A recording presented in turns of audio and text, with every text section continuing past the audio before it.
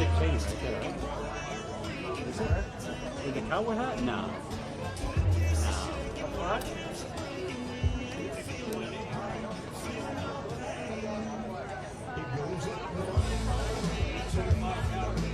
No, it's not. It's not. It kind of looked a little like him. Dick? Yeah, I thought so.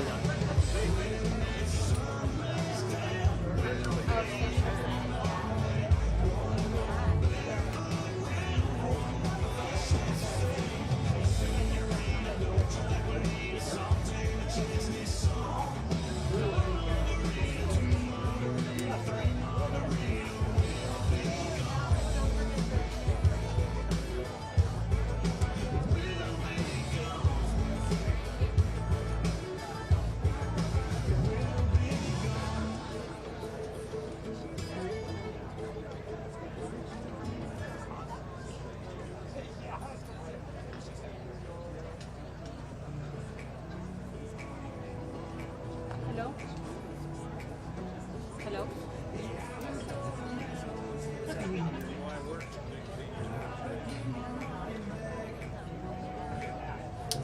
I suggested it because, yeah, we gave it a shot earlier, but we can try it again if we want to check it out.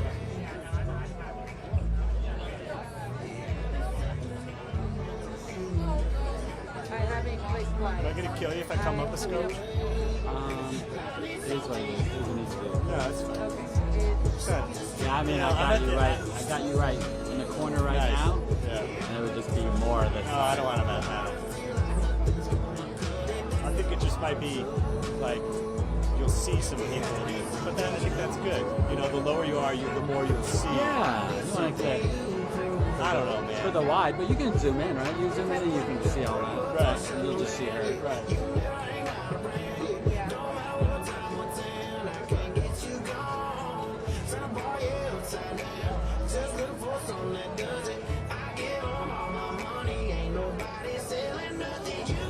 Yeah, I think going down.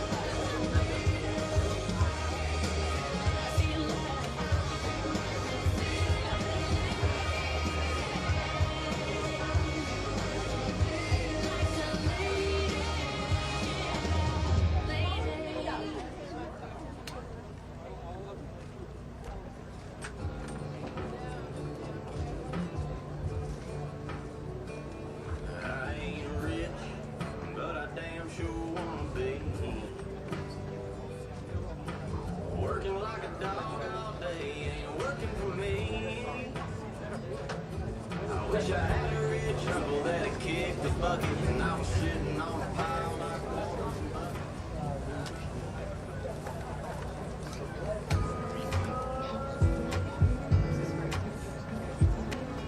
Firewood crackle in the fallout, red dirt playing on the radio, Big Dipper hanging high up there, breathing in the backwoods and let it go.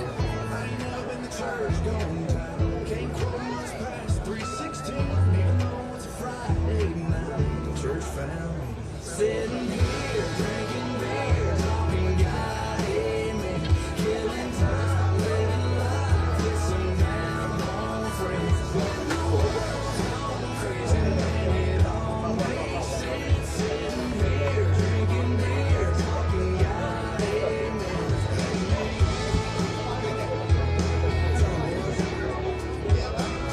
Gotta thank you for a little piece of good, little piece of mind from the color.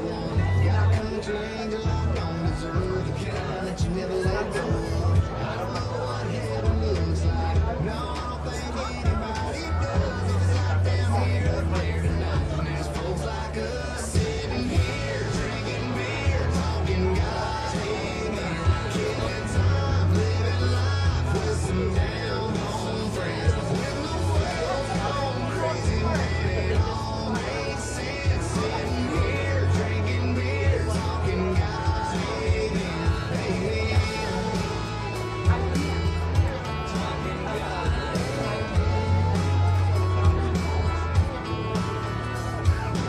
I don't know what heaven looks like and who the hell knows.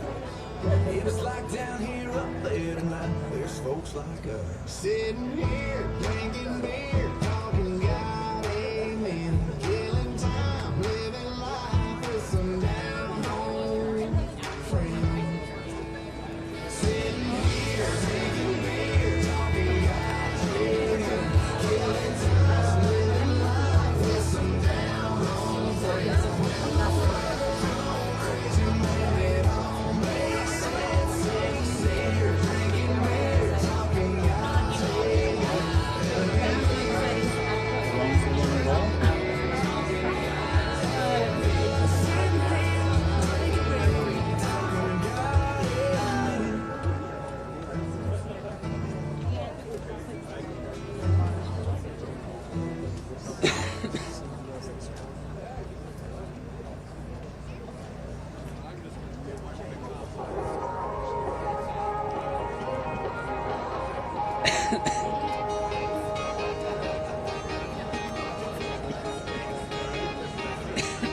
I was out with the boys catching up in a neon light. Didn't know till we walked in, it was karaoke night. She was in a circle of girls chasing a shot at a line. She was laughing, they were daring her to get on the mic. One of them walked up and turned in her name. Next thing I knew, man, she was up on the stage singing Heads Carolina, Hills California, maybe she'd fall for a boy from South Georgia. She's got the ball in the palm of her hand, and she's a 90s country fan, like I am. Hey, I got a Chevy, she can flip a quarter. I'd drive her anywhere from here to California when this song is over. I gotta find her 'cause she let me in. Heads Carolina.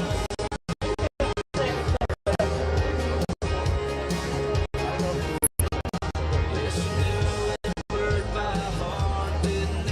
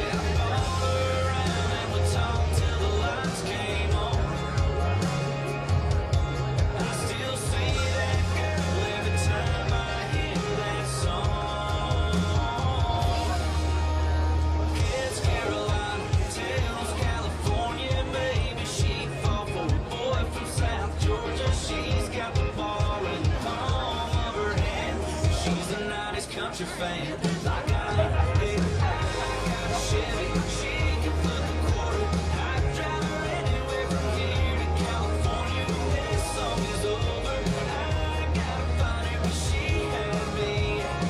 It's Carolina. Yeah, she had me. It's Carolina.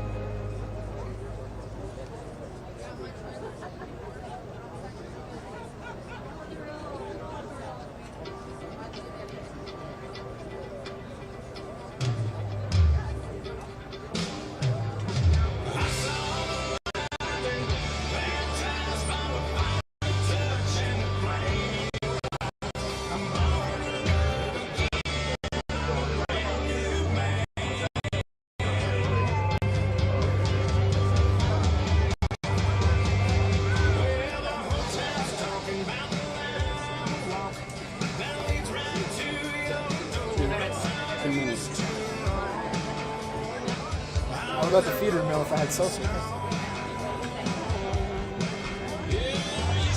Like, I meant 2 minutes in another location. Not here. Oh. Here's CBS.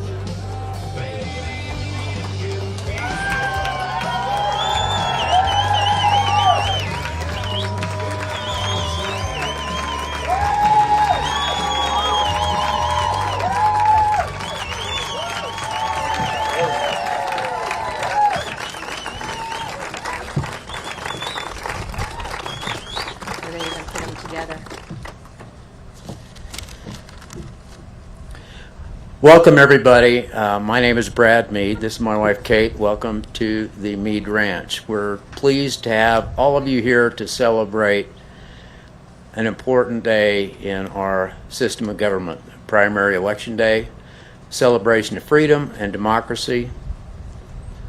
More important to me, we're here to celebrate one of Wyoming's own and to laud somebody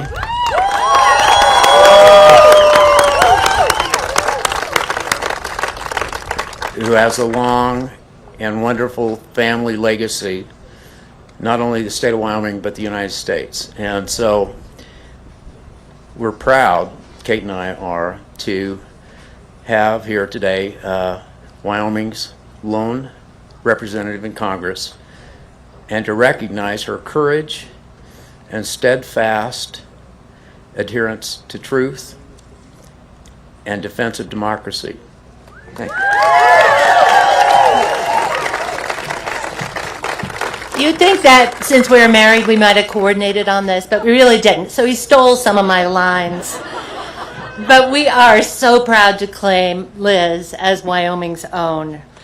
Liz and her father, Dick, have elevated Wyoming so high among the 50 states of the Union by their professionalism, Liz's leadership, and her unwillingness to put party above country. Liz is tough.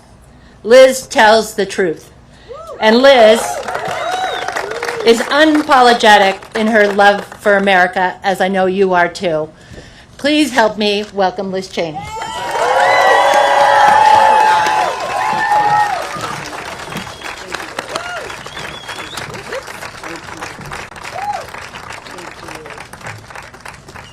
Well, thank you all. Thank you so much. It's wonderful to see so many friends, family, especially wonderful to be here on the beautiful Mead Ranch. And thank you so much, Brad and Kate, for that wonderful introduction. We really are in God's country, and it's wonderful to welcome so many here. I want to say, first of all, a special thanks to every member of Team Cheney who is here in the audience. And to tell you, our work is far from over. Among the many, many blessings that we have as Americans and as individuals and as human beings, the blessing of family is surely the most important. And so I want to thank all of my family and pay a special tribute to those who are here with us tonight. My mom and dad, Dick and Lynn Cheney, and my husband, Phil.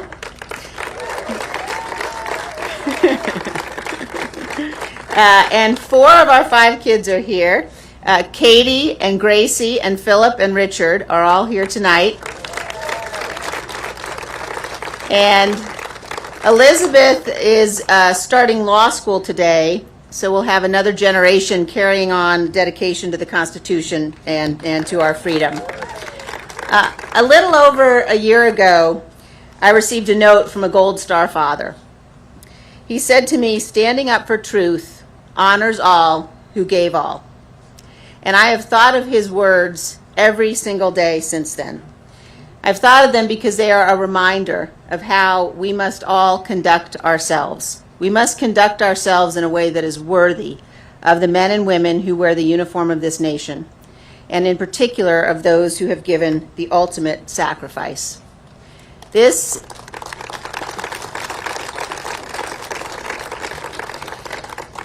is not a game.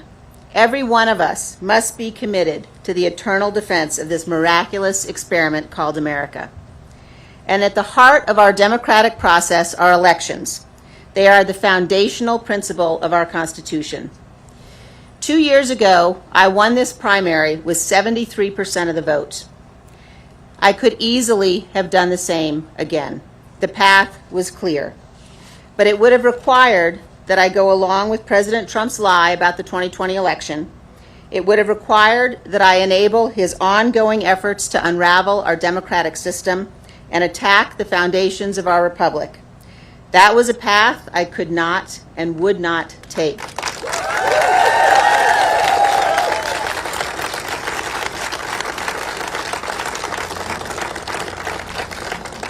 No House seat, no office in this land is more important than the principles that we are all sworn to protect. And I well understood the potential political consequences of abiding by my duty. Our republic relies upon the goodwill of all candidates for office to accept honorably the outcome of elections. And tonight, Harriet Hageman has received the most votes in this primary. She won. I called her to concede the race. This primary election is over, but now the real work begins.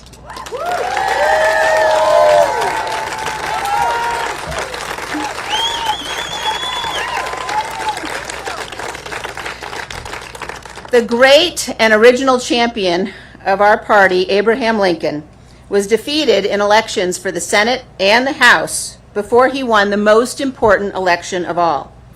Lincoln ultimately prevailed, he saved our Union, and he defined our obligation as Americans for all of history. Speaking at Gettysburg of the great task remaining before us, Lincoln said that we here highly resolve that these dead shall not have died in vain, that this nation, under God, shall have a new birth of freedom, and that government of the people, by the people, and for the people shall not perish from this earth. As we meet here tonight, that remains our greatest and most important task.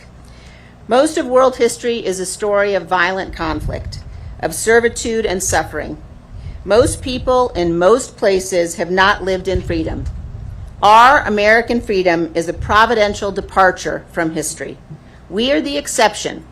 We have been given the gift of freedom by God and our founding fathers. It has been said that the long arc of history bends toward justice and freedom.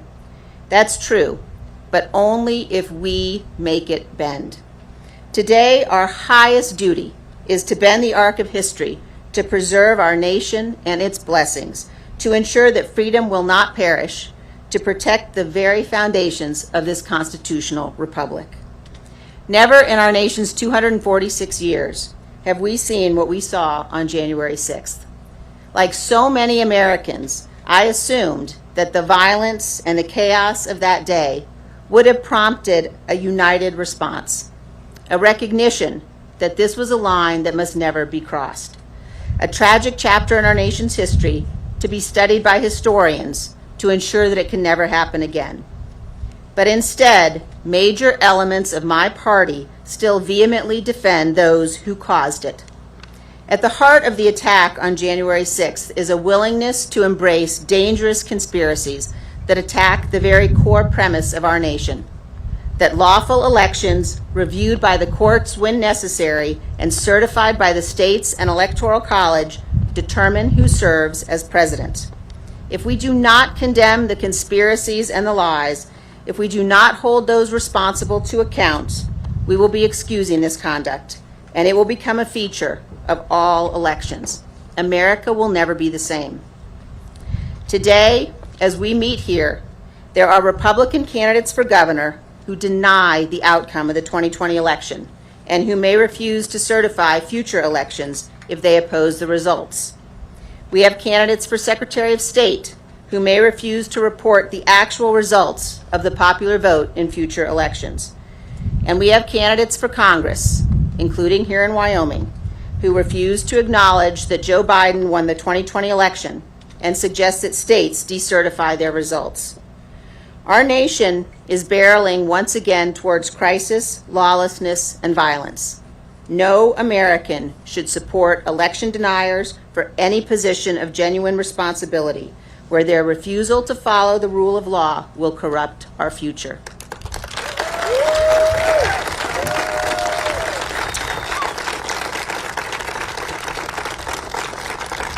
Our nation is young in the history of mankind, and yet we're the oldest democracy in the world. Our survival is not guaranteed. History has shown us over and over again how poisonous lies destroy free nations. Over the last several months, in the January 6th hearings, the American people have watched dozens of Republicans, including the most senior officials working for President Trump in the White House, the Justice Department, and on his campaign, people who served President Trump loyally, testify that they all told him the election was not stolen or rigged and there was no massive fraud.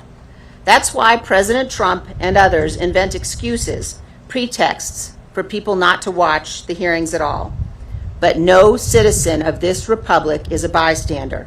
All of us have an obligation to understand what actually happened. We cannot abandon the truth and remain a free nation. To believe Donald Trump's election lies, you must believe that dozens of federal and state courts who ruled against him, including many judges he appointed, were all corrupted and biased, that all manner of crazy conspiracy theories stole our election from us, and that Donald Trump actually remains president today. As of last week, you must also believe that 30 career FBI agents who have spent their lives working to serve our country abandoned their honor and their oaths and went to Mar-a-Lago not to perform a lawful search or address a national security threat, but instead with a secret plan to plant fake incriminating documents in the boxes they seized. This is yet another insidious lie. Donald Trump knows that voicing these conspiracies will provoke violence and threats of violence. This happened on January 6th, and it's now happening again. It is entirely foreseeable that the violence will escalate further. Yet he and others continue, purposely, to feed the danger. Today, our federal law enforcement is being threatened. A federal judge is being threatened. Fresh threats of violence are arising everywhere. And despite knowing all of this, Donald Trump recently released the names of the FBI agents involved in the search. That was purposeful and malicious. No patriotic American should excuse these threats or be intimidated by them. our great nation must not be ruled by a mob provoked over social media.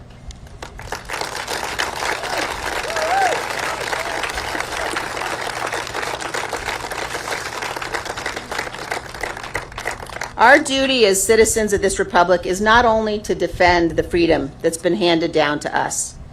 We also have an obligation to learn from the actions of those who came before, to know the stories of grit and perseverance of the brave men and women who built and saved this union. In the lives of these great Americans, we find inspiration and purpose. In May of 1864, after years of war and a string of reluctant Union generals, Ulysses S. Grant met General Lee's forces at the Battle of the Wilderness. In 2 days of heavy fighting, the Union suffered over 17,000 casualties. At the end of that battle, General Grant faced a choice. Most assumed he would do what previous Union generals had done and retreat. On the evening of May 7th, Grant began to move. As the fires of the battle still smoldered, Grant rode to the head of the column. He rode to the intersection of Brock Road and Orange Plank Road.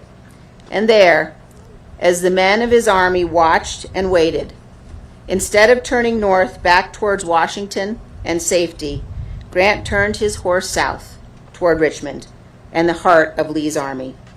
Refusing to retreat, he pressed on to victory. Lincoln and Grant and all who fought in our nation's tragic Civil War, including my own great-great-grandfathers, saved our Union. Their courage saved freedom. And if we listen closely, they are speaking to us down the generations. We must not idly squander what so many have fought and died for. America has meant so much to so many because we are the best hope of freedom on earth. Last week in Laramie, a gentleman came up to me with tears in his eyes. "I'm not an American," he said, "but my children are. I grew up in Brazil. I know how fragile freedom is, and we must not lose it here." A few days ago, here in Jackson, a woman told me that her grandparents had survived Auschwitz. They found refuge in America. She said she was afraid that she had nowhere to go if freedom died here. Ladies and gentlemen, freedom must not, cannot, and will not die here.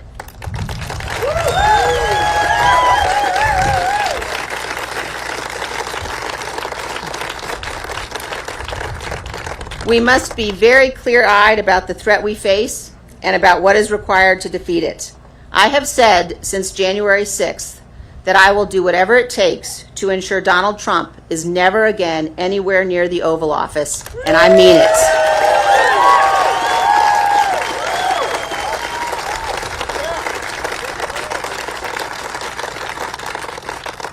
This is a fight for all of us together. I'm a conservative Republican. I believe deeply in the principles and the ideals on which my party was founded. I love its history, and I love what our party has stood for. But I love my country more.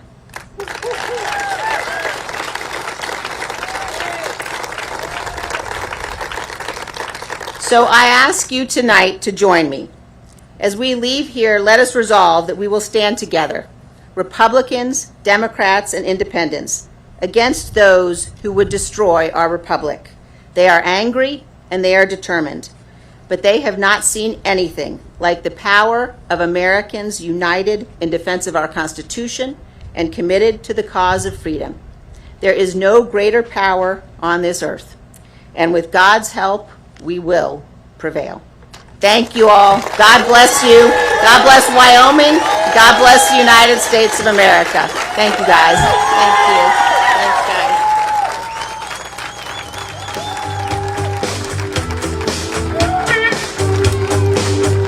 Well, I won't back down. No, I won't back down. You can stand me up at the gates of hell, but I won't back down. No, I stand my ground.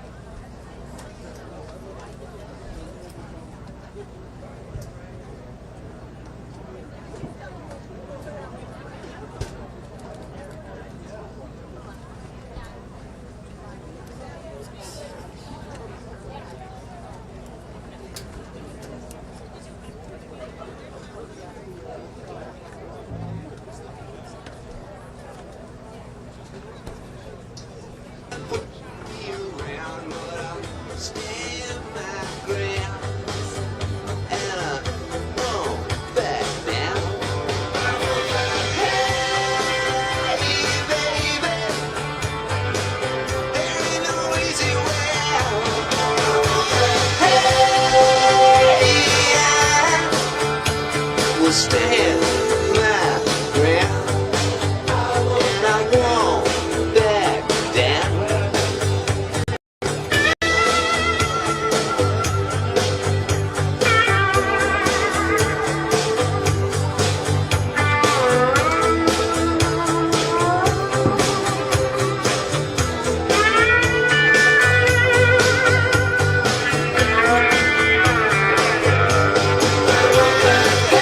Hey, baby, there ain't no easy way out. Hey, I won't back down. Hey, baby, there ain't no easy way out. Hey, I will stand my ground, and I won't back down. No, I won't back down.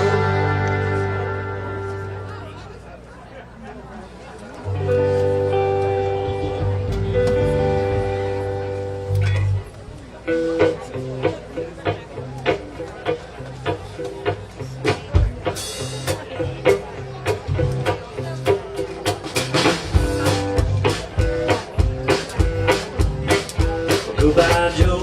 We gotta go. Be on my way. We gotta go. Hill down the bayou. My love, sweetest one. Be on my way.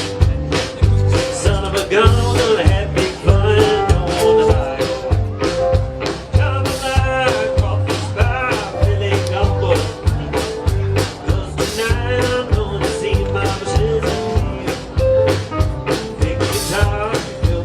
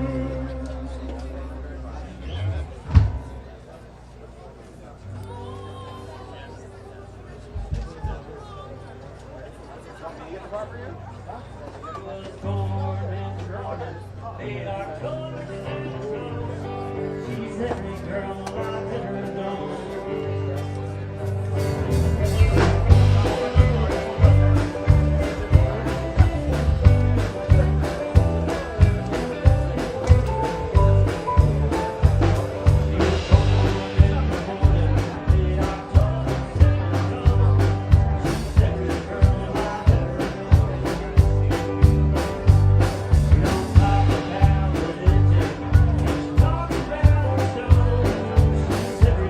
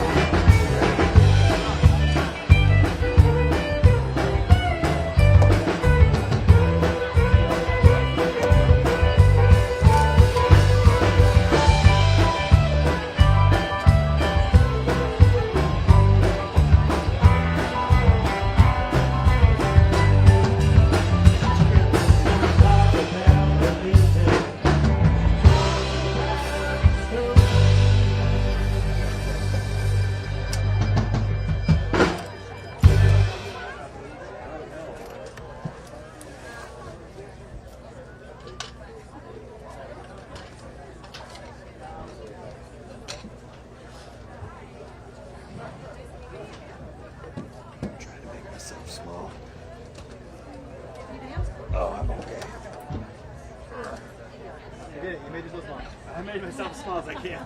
All right, y'all take care. You Yeah, too. you too. Let's see you in the room. Sure.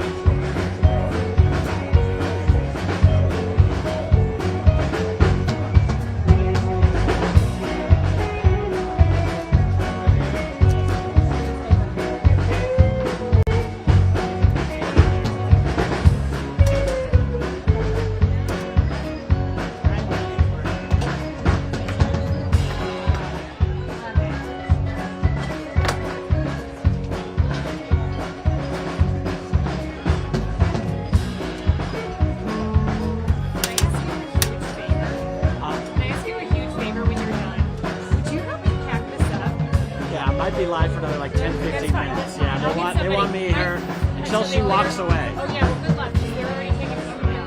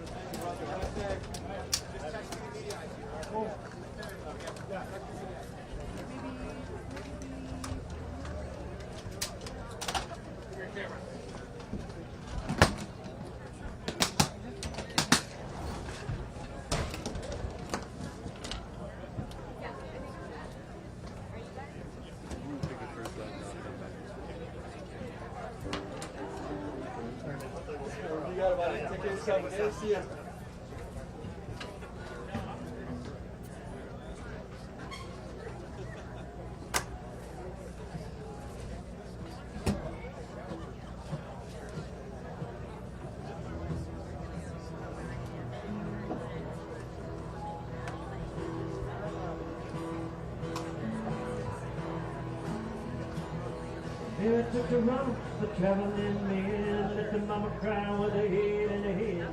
Say, broken hearted. Let me tell you about the traveling crown. Never went gone for the very short time. It's long gone. Oh, you know it. No ordinary story about the way things go round and round. Nobody knows but the highway goes on forever. That old highway goes on forever.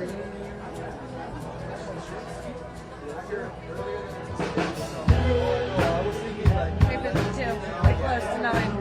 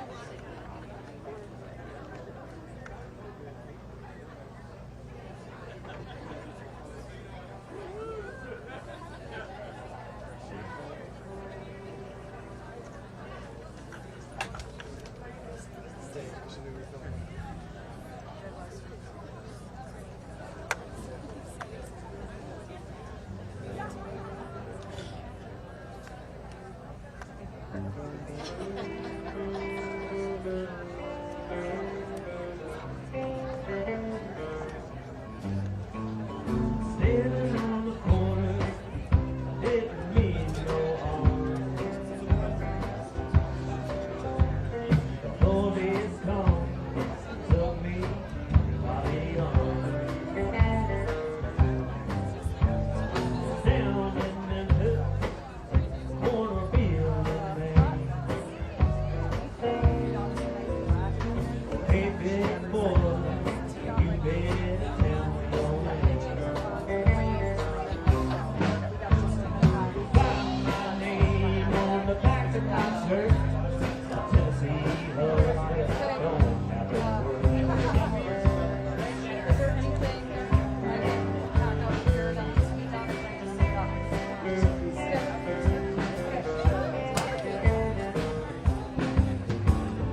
On you round up, leave my woman alone.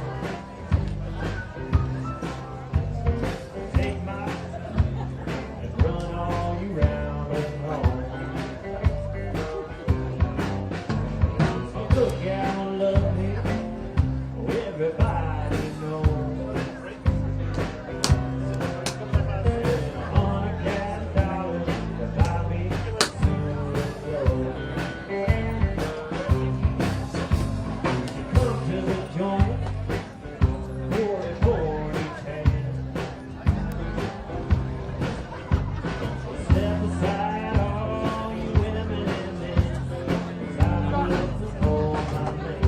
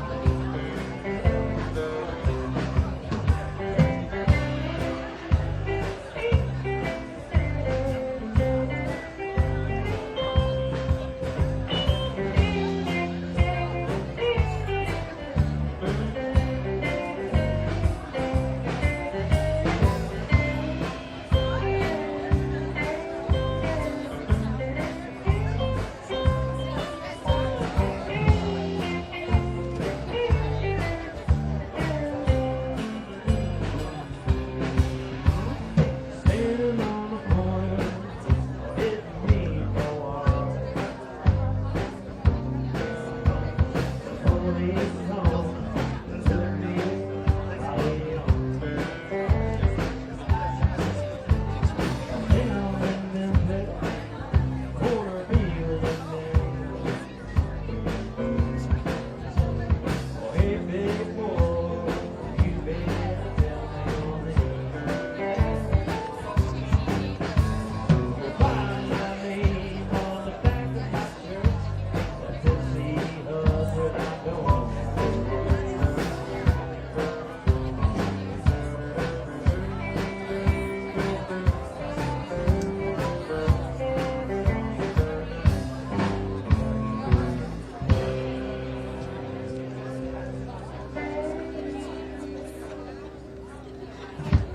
Maybe I'll see you there.